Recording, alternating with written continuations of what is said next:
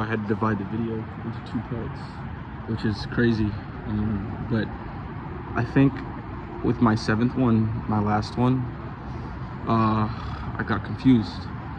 I didn't remember what it was, and by the time I was able to record again, all the thoughts left my head. So I'm just gonna talk about the first one, and go more in depth.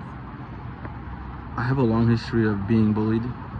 I was bullied as a child, very traumatic situations, and I always thought turning the other cheek or being the bigger person or moving on was the best way to go, right? And maybe for women it is. Maybe a girl can get through her whole life without ever needing to fight, unless she is in an aggressive neighborhood. But as a guy, you need to fight. You need to be strong. You can't survive without being strong as a male. Women, or a girlfriend or a wife or girlfriends or whatever, they're expecting someone to protect them, to keep them steady. You can't be crying all the time. Not that you can't be emotional, because you can, and men have emotions too, but you can't be crying all the time. And you can't, if a criminal breaks in the house, you can't hide behind your girlfriend and wife or say, protect me. They're not going to respect that. You should be expected to get up and be strong and to fight. And I was not raised like that. I was raised by a sick father who, I don't mean bad, he did have cancer and he passed. So he was not in the position to raise me like that, to be strong. And a mom who was a very small woman. So essentially I was raised with a very feminine mindset about that. Just back off. You never, and to some degree it does keep you safe, right? Because you never know if someone is carrying a gun, a weapon, or they're crazy, or drug addict, a rapist, murderer, or pedophile. You don't know who you're dealing with. But I think that applies to the streets, but on a foundational school level. When a kid is being developed and growing up, it is imperative for his development as a man to know how to fight back and to be strong. And in almost every situation of my teenage years, I always backed off, because I was just on some pacifism, feminine, weak ass bullshit, and I hate myself for that. So if I could go back in time, I would fight back, because I feel like those events shaped me to who I am.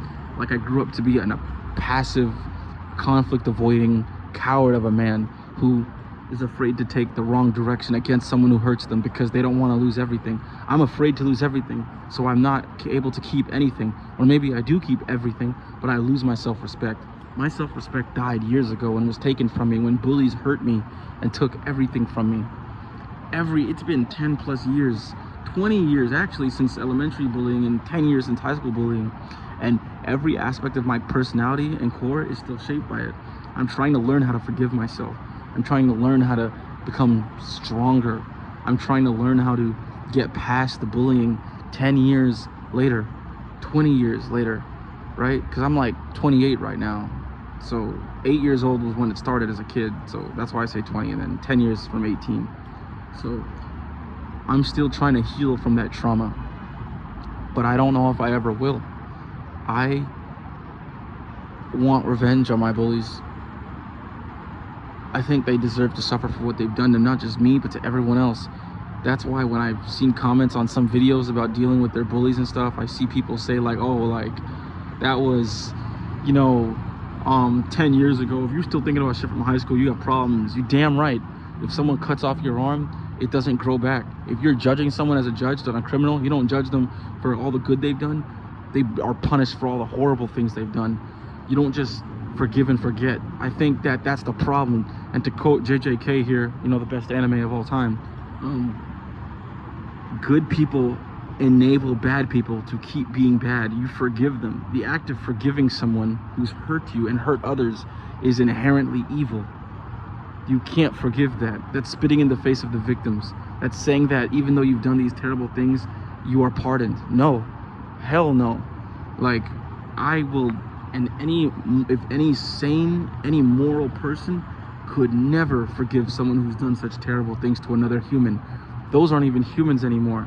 I can forgive a human for making a mistake or accidentally doing something, but inherently hurting another human being is evil. And people who forgive people who do inherently evil things to other people are worse than the animals themselves. They're enablers, and that's the problem.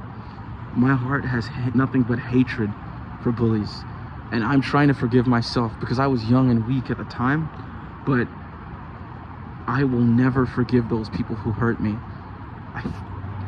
And it sucks because as a guy, it's already hard for me. I'm not like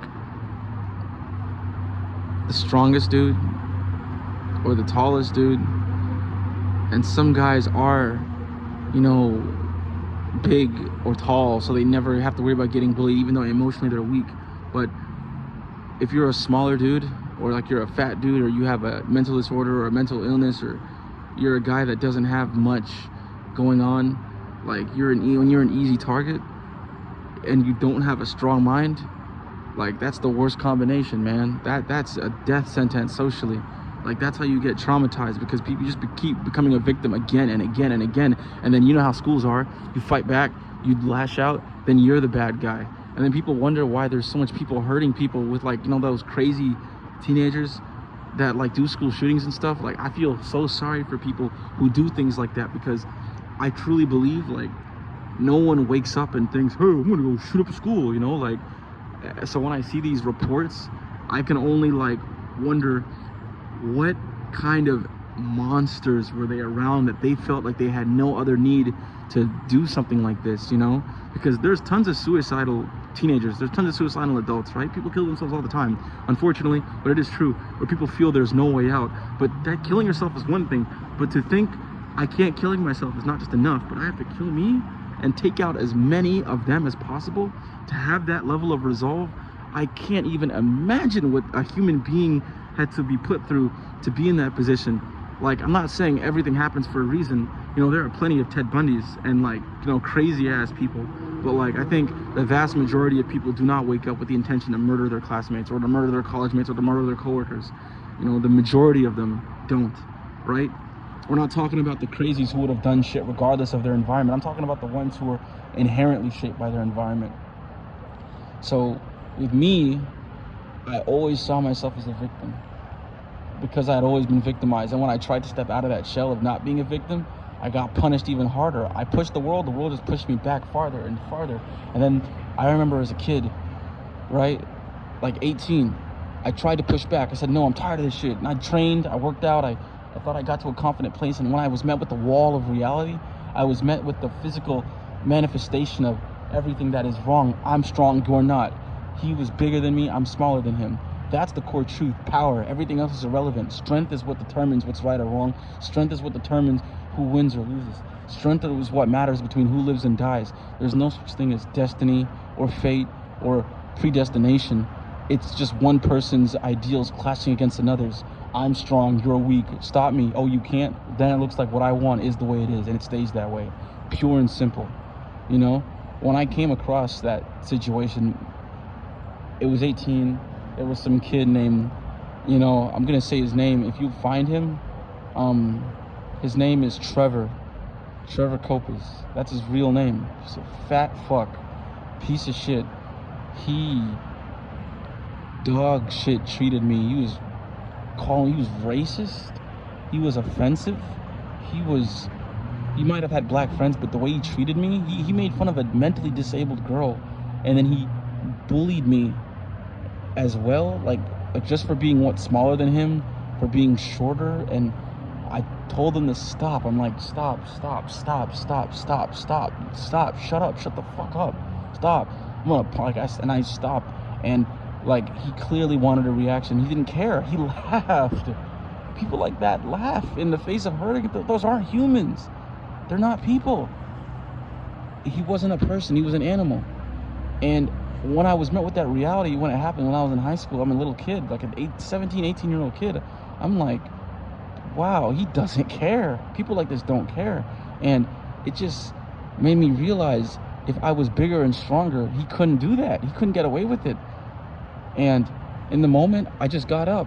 My biggest regret, right, was not getting up and punching him, regardless of how big he was in his teeth, or his glasses, or his face.